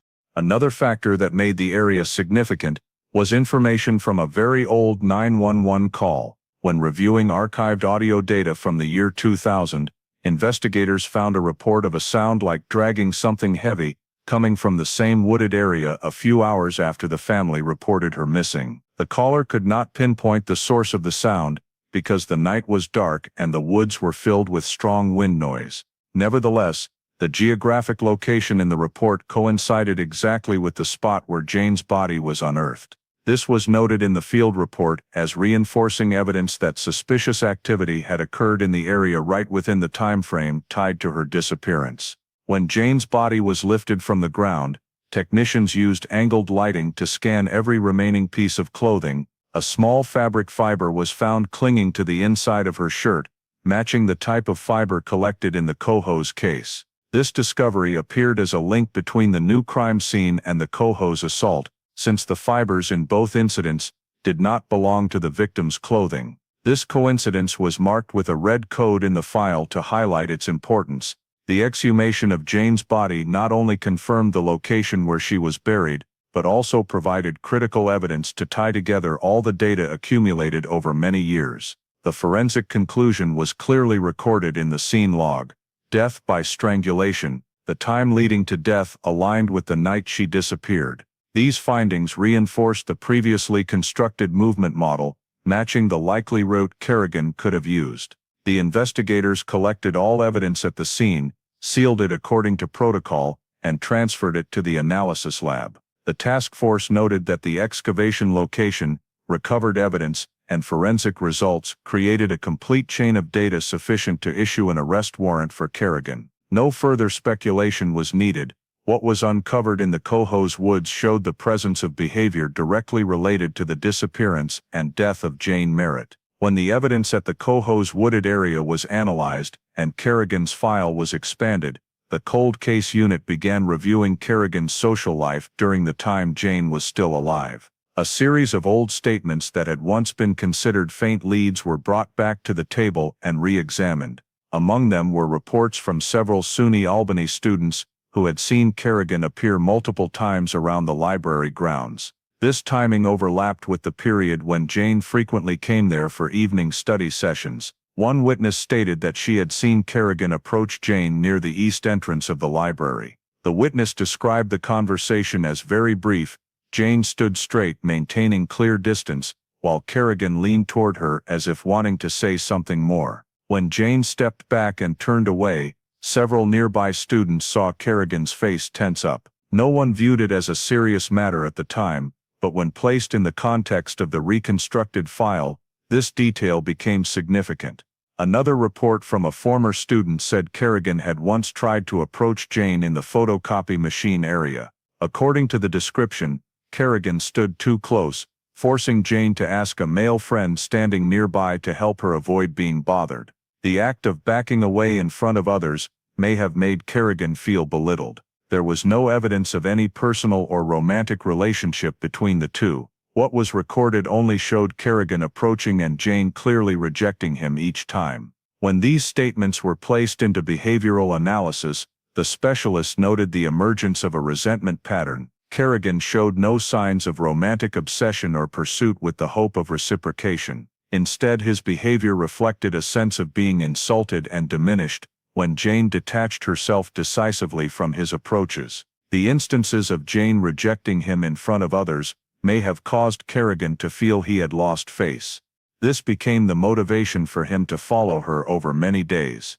In old surveillance records from the apartment building, one resident on the same floor said she had once seen Kerrigan standing on the rear staircase, looking toward Jane's apartment door. Because the behavior's purpose wasn't clear at the time, the witness simply thought he was waiting for someone. When this statement was cross-referenced with current data, Kerrigan's presence in that area no longer appeared coincidental. Another report mentioned a resident seeing the silhouette of a tall, thin man standing near the parking lot around the time Jane typically returned home after classes.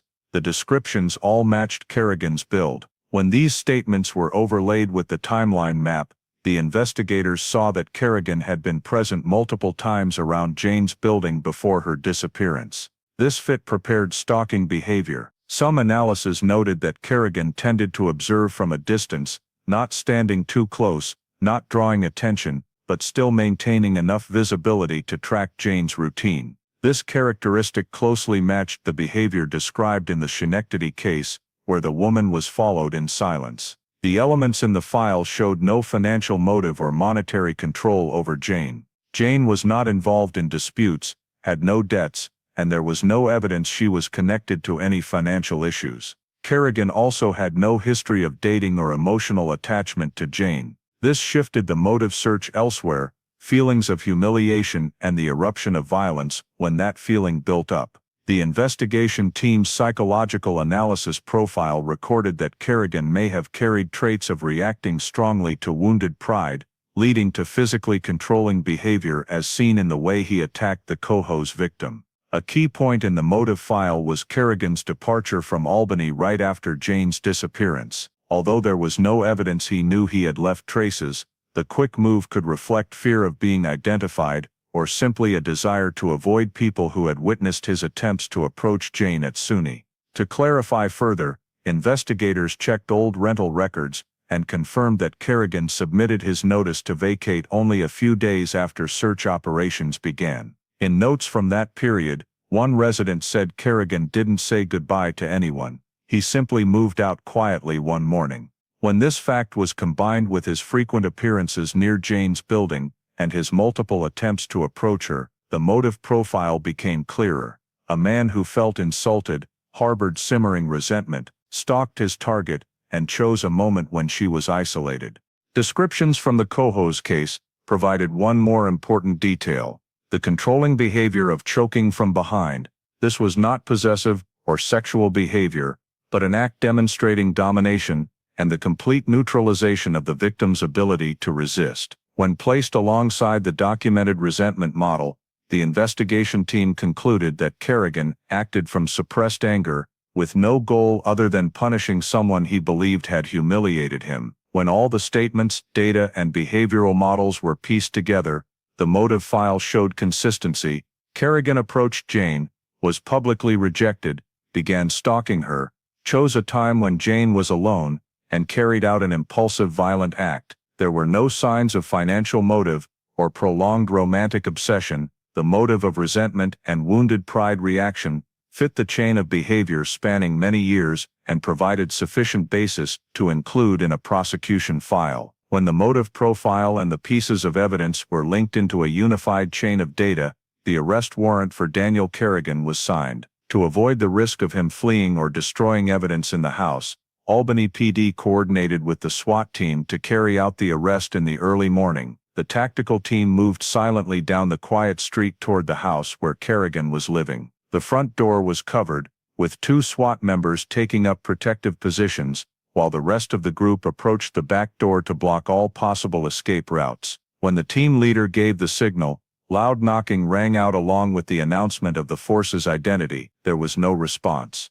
SWAT used a breaching tool to force the wooden door open. In the living room space, Kerrigan stood in the middle, wearing a dark-colored t-shirt, showing no sign of panic. He did not resist or ask any questions. 2 SWAT members immediately moved in, handcuffed him, and read him his rights per protocol. Kerrigan maintained an expressionless gaze, not resisting but also showing no confusion. This demeanor caused the officers present to note that he seemed indifferent to what was happening. As Kerrigan was led out to the vehicle, the search team entered the small house. The living room was sparse, but on the table next to the window, there were several folded sheets of paper scattered haphazardly. Among them, investigators discovered a map of the Albany and Schenectady area, with several locations marked in red ink. These marks appeared at sites where incidents involving women living alone had occurred, or along routes commonly used in the evenings. Some marks matched the location of the Schenectady incident,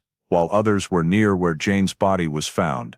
The notes on the map had no words, only symbols and arrows. This caused the investigators to flag the map as important evidence because it showed the range Kerrigan had once observed. Continuing the search, officers found a roll of black nylon rope in a wooden dresser drawer. This type of rope matched the sample recovered near Jane's body, and matched the type Kerrigan had purchased according to old receipts. The roll was still fairly new, not rotted, indicating Kerrigan still kept this material in the house. Some sections of the rope had been cut into small lengths and placed in a separate box. This prompted the technicians to immediately seal it for comparison. When they opened the bedroom door, the investigators saw a desk with a computer still in sleep mode. After seizing the device according to protocol, the digital forensics team quickly checked the recent search history. The browser history showed numerous searches related to routes around Pine Hills, the parking area behind Jane's building,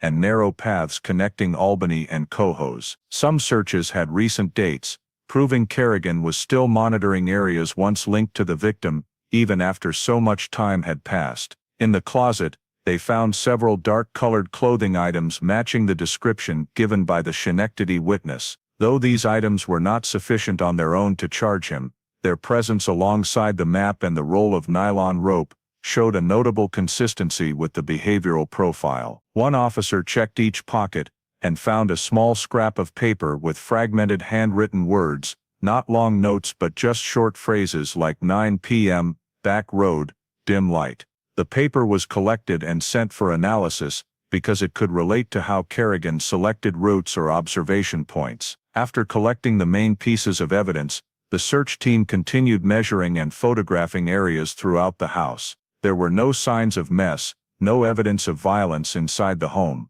but overall the space indicated Kerrigan lived alone, had few social connections, and maintained a careful habit of organizing his belongings. This aligned with the surveillance team's assessment that Kerrigan often moved in darkness, avoiding leaving traces. While the search was ongoing, Kerrigan had been transported to Albany PD headquarters for processing and interrogation. Seated in the interview room, he maintained an upright posture, but showed no tension, his eyes fixed on a single point on the wall. When questioned about the map's appearance, the roll of nylon rope, and the computer's search history, Kerrigan did not respond. The officers read him his rights again. Kerrigan confirmed he understood and chose to exercise his right to remain silent. This attitude persisted throughout the time in the interview room. He did not immediately request a lawyer, nor did he ask why he was arrested. His silence caused the officers present to document every minute, because Kerrigan's cold demeanor matched the behavioral descriptions from the prior incidents. In the evidence transport vehicle, the marked map was placed next to the roll of nylon rope and the computer. Investigators noted clearly in the log that these items had the potential to expand the scope of possible charges, because the range of marks on the map suggested Kerrigan may have observed many other women besides Jane. No firm conclusions were recorded, but the dots on the map indicated Kerrigan had a habit of moving through areas with almost no light or little attention from others. When the search concluded, the report was compiled with full photographs, signatures from the search witnesses, and the evidence list. Kerrigan continued to maintain silence in the interview room, neither denying nor explaining anything. Everything recorded from that morning was his non-resistant behavior, expressionless gaze, and absolute silence from the man accused of being connected to the disappearance of Jane Merritt and the events spanning many years in the Albany Cohoes area. Daniel Kerrigan's trial opened in early 2025 at Albany County Court, drawing the presence of many forensic experts and investigators who had worked on the case over 2 decades. The courtroom was rearranged to accommodate the full set of forensic presentation screens that the prosecution planned to use. Once the jury was seated, the prosecutor began laying out the chain of evidence collected between 2000 and 2025, a long chain connected by 3 main pillars: DNA, movement timeline, and accompanying behavioral evidence.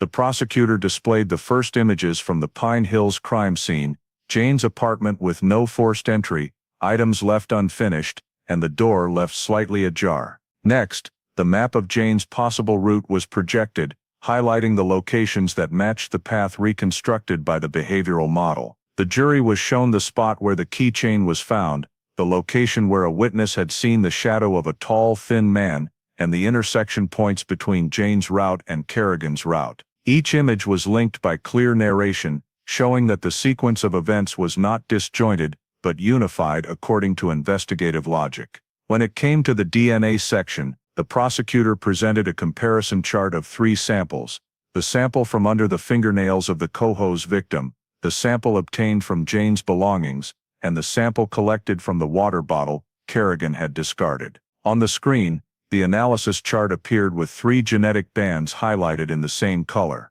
Without much commentary, This image produced a clear reaction in the courtroom. The prosecutor simply stated that no random chance could explain the complete match across 3 crime scenes separated by many years. The defense attorney attempted to counter with the argument of indirect DNA transfer, suggesting the sample could have come from unintentional contact in a public place. But the prosecutor quickly pointed out that no plausible scenario existed for someone to accidentally leave matching DNA on Jane's personal item at the Coho's assault scene, and in a sample taken directly from an item Kerrigan had used. As the jury looked at the diagram linking the scenes and the timeline, the indirect DNA argument was dismantled piece by piece. Physical evidence continued to be presented. The coil of nylon rope recovered from Kerrigan's home was placed next to the type of cord found near Jane's body. Although not from the same coil, the 2 samples shared identical manufacturing characteristics: weave pattern, thickness, and color. The map marking locations where Kerrigan had exhibited stalking behavior was also shown. The prosecutor pointed to each red mark: Jane's apartment, the Coho's wooded area, the Schenectady Road. No text was written on the map, but the overlap between the marked points and the events drew special attention from the jury. Next, a forensic expert took the stand to reconstruct the night Jane disappeared.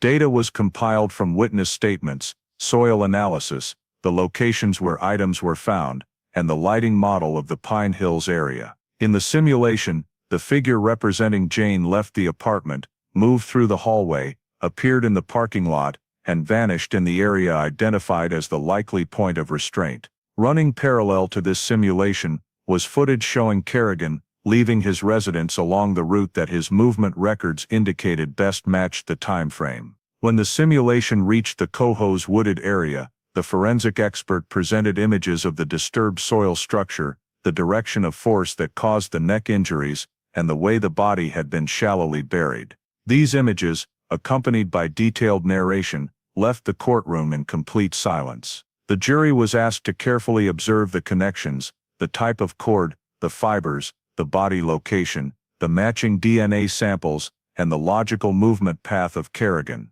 The defense tried to argue that the simulation could not prove Kerrigan's actions. The prosecutor responded that the simulation was merely the visual representation of forensic data, while the core lay in the chain of physical evidence and genetic samples. Those data could not be replaced by hypothetical arguments. After the forensic portion, witnesses were called: the person who had seen Kerrigan and Jane in a brief conversation at the SUNY library, the person who had seen Kerrigan standing on the rear staircase of the building, the person who heard the sound of something heavy being dragged in the Coho's woods in 2000, and the investigator who had documented Kerrigan appearing near the homes of women living alone. Each testimony was presented clearly and focused only on what the witness had directly seen or heard. The sequence of statements showed Kerrigan's behavior spanning many years: approaching, following, appearing in places with no clear reason, and avoiding cameras. The prosecutor emphasized that Kerrigan was not a suspect randomly added to the list.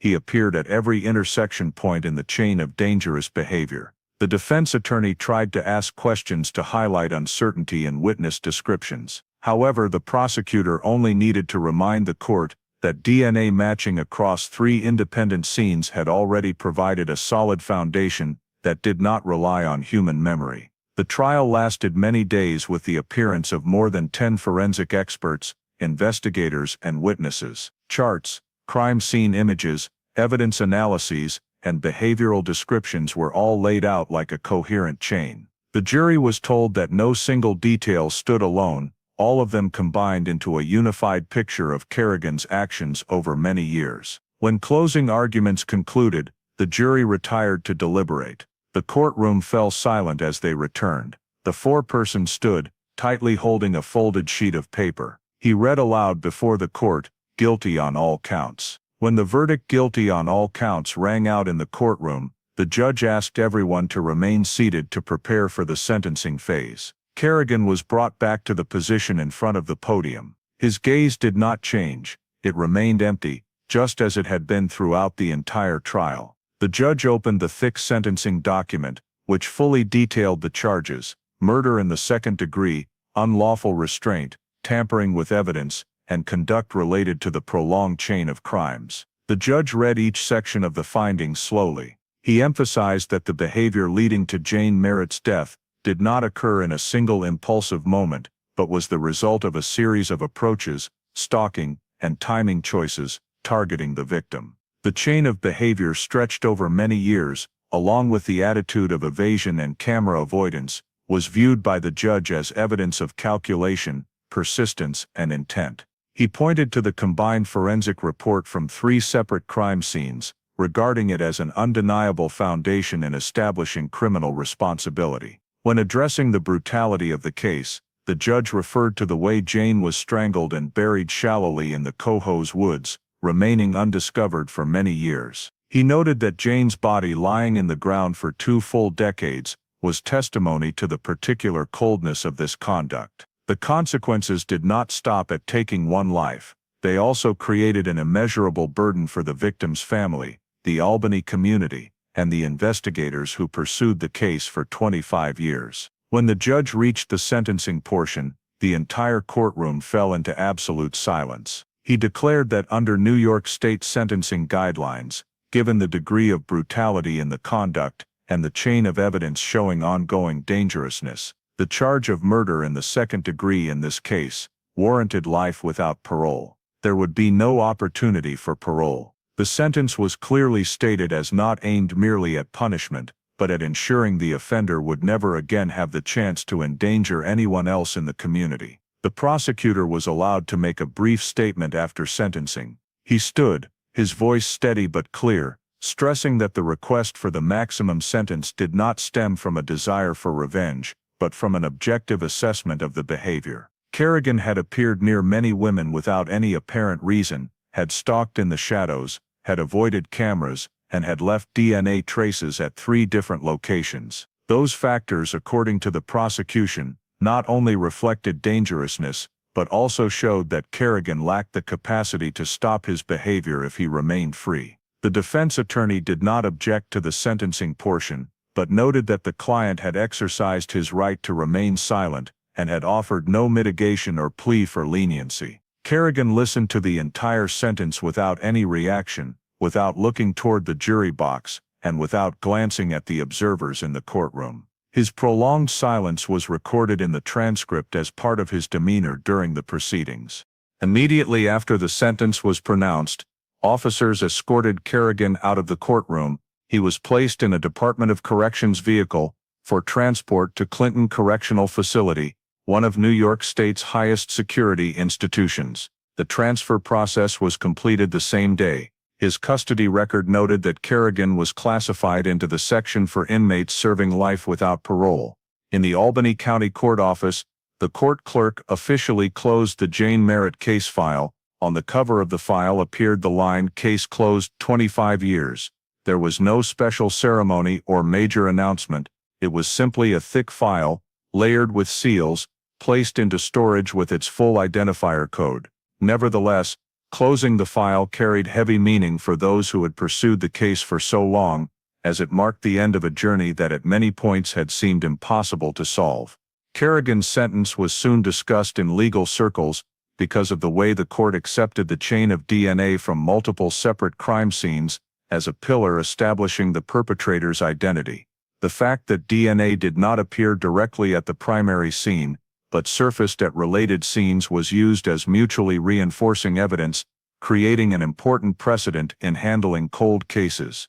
Some forensic experts commented that this sentence expanded the scope for evaluating indirect DNA, turning it into a key component in the chain of proof when supported by timeline, witnesses, and behavioral patterns. When the judge signed the final page of the sentence, he stated clearly in the findings, "The community must be protected from the kind of repeated behavior over many years that Kerrigan exhibited, and this sentence reflects the legal system's commitment to rigorously addressing crimes once hidden by the darkness of time." The courtroom gradually emptied, but the pages of the file documenting the Jane Merritt case remained there as testimony to a case that took 25 years before finally finding its final voice in justice. After the sentencing hearing, the cold case unit spent many weeks compiling the entire 25-year investigative journey to create a summary report for internal use and training purposes. On the large meeting table, investigators spread out stacks of old documents, witness reports that had been misfiled in storage, evidence that lacked the technology for analysis at the time, and time gaps that prevented certain hypotheses from being verified. The team looked back at the most significant early mistake. The witness report about the dark green pickup truck was never entered into the official file. It was just a small filing error, but it caused the investigation to take many years to recognize the connection between the Pine Hills incident and the Schenectady stalking case. In addition, the absence of cameras and cell phone location technology meant police missed the chance to accurately reconstruct Jane's movements on the night she disappeared. These points were highlighted in the summary as important lessons about information management and data analysis in missing persons cases involving criminal elements. Investigators also noted that the forensic systems available in 2000 were not capable of analyzing trace DNA. Many pieces of evidence were sealed and sat untouched in storage because the science of the era couldn't process them. When touch DNA techniques emerged, items belonging to Jane could finally yield clearer profiles. Those involved in the summary emphasized that if this technology had been available earlier, connecting the DNA sample from the Cohoes case to Jane's belongings could have shortened the investigation by many years. This led to one conclusion: forensic technology does not merely assist in solving cases, it reshapes how law enforcement agencies evaluate and store evidence. When discussing the pivotal turning point, the cold case unit devoted most of the document to analyzing the role of genetic genealogy. This was the technology that first allowed mapping distant family branches of the perpetrator's DNA, narrowing the list from hundreds down to 11 individuals. The method was described as opening a new door of opportunity for long cold cases, especially those without direct DNA at the primary crime scene. Using familial analysis, placed Kerrigan within the suspect range and gave the team the foundation to build a comprehensive monitoring model. During the compilation process, investigators also reviewed evidence handling procedures from 2000. Some of Jane's items had been sealed according to old standards, resulting in tiny DNA samples being contaminated by packaging materials. This prevented successful extraction with the forensic technology of that period. The report recommended adopting new packaging standards for unsolved missing persons cases, ensuring every piece of evidence retains potential for future technological analysis. The new procedure requires classifying each item by its touch DNA preservation potential, using non-static bags, and minimizing contact with other surfaces as much as possible. Another key section of the summary evaluated the linkage among the three cases: Jane Merritt's disappearance in Albany, the stalking of a woman in Schenectady, and the assault in Cohoes. When placed on a single timeline, investigators saw that the perpetrator's behavior was not isolated events, but a repeating chain of actions, each appearance sharing similar characteristics: approaching in darkness, no speech, control by choking, using low-light travel routes, and avoiding cameras. The summary termed this patterned behavior, a criminological term referring to the formation of habitual criminal patterns. The fact that the three events were connected through DNA, geography, and behavioral traits became a classic example of linked cases in criminal investigation. The cold case unit recorded that without connecting the behaviors, Jane's case might have remained classified as an isolated disappearance, while the Cohoes and Schenectady incidents would have been filed under assailant unknown. This linkage became the basis for including the Jane Merritt case in New York State's investigative training program as a representative case study on how a series of small incidents can form a larger picture when analyzed scientifically. The summary report also included an assessment of the efforts of multiple generations of investigators. Some had retired but still sent notes and recollections from the early days of the case. Although initial filing errors prolonged the investigation, the persistent spirit, preserving evidence, updating technology, monitoring related events, was documented as a crucial factor in reaching resolution. In the final section of the report, The cold case unit affirmed that Jane Merritt's file was closed with complete legal and forensic conclusions. However, the case's value extended beyond identifying the perpetrator. It became proof of the power of modern investigative science, from touch DNA to genetic genealogy,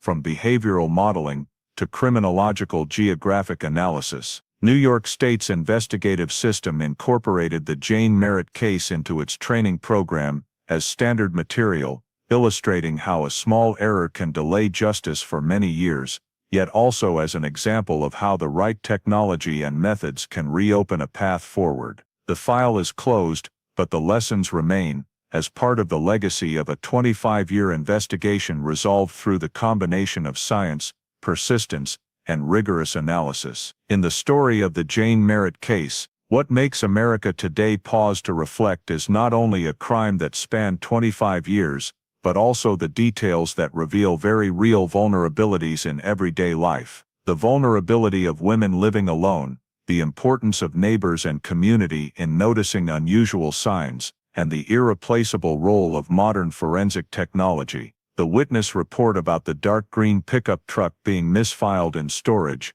a seemingly minor detail, delayed the entire investigation by decades. This reminds us that in today's life, every citizen has a responsibility to report information accurately, and agencies must maintain transparent storage procedures to avoid missing critical data. The fact that Jane was followed for days without anyone noticing, and that Kerrigan appeared near multiple women living alone, reflects the ongoing issue of personal safety in the United States. Kerrigan's avoidance of cameras, choice of dark routes, and approach in unsecured spaces shows how violent offenders often exploit blind spots that communities overlook. This serves as a reminder that people, especially women, need to pay more attention to their surroundings, choose well-lit paths, share schedules with loved ones, and trust their instincts when they feel followed.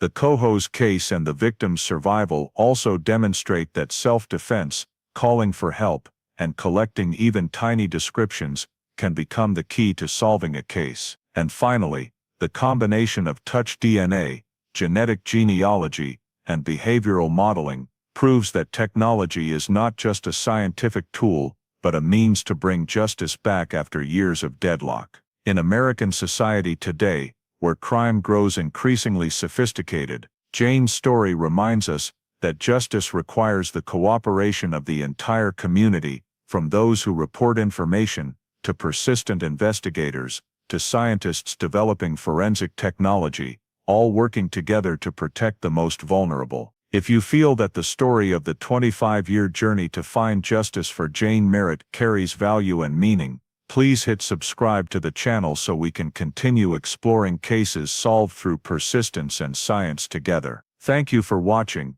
and see you in the next video, where every story reminds us that justice may come slowly, but it never disappears.